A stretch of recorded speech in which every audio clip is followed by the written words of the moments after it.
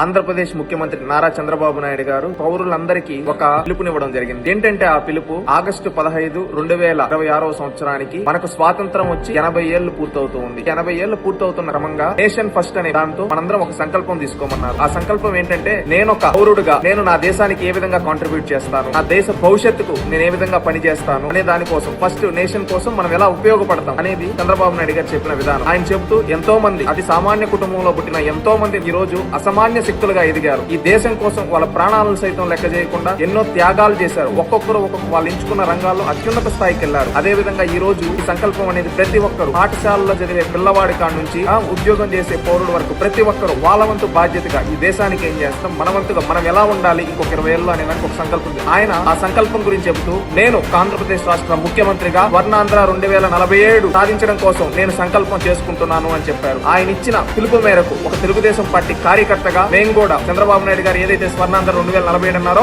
ఆ సంకల్పం కోసం ఆయన చెప్పిన విధంగా ఆయన అడుగుజాడల్లో నా ఆంధ్రప్రదేశ్ రాష్ట్రాన్ని అభివృద్ధి చేసుకోవడం కోసం, నా భారతదేశాన్ని అభివృద్ధి చేసుకోవడం కోసం నేషన్ ఫస్ట్ అనే నాదంతో మేమందరం కూడా సంకల్పం తీసుకుంటున్నాం. ప్రతి ఒక్కరం మనం ఎంచుకున్న రంగాల్లో ఒక మంచి సంకల్పం తీసుకుని ముందుకెళ్తే మన దేశం అభివృద్ధి చెందుతుంది. 2047కి వికసిత్ భారత్ 2047 ఏదైతే ఉందో దానికోసం ప్రతి ఒక్కరూ కృషి చేయాలని చెప్పి కోరుకుంటూ ఉన్నాం. ఈ రోజు చంద్రబాబు నాయుడు గారు ఇచ్చిన పిలుపు మేరకు నేను ఒక యువకుడుగా 2047కి నేను ఒక అత్యున్నత స్థానంలో ఉండడానికి నేను కృషి చేస్తాను.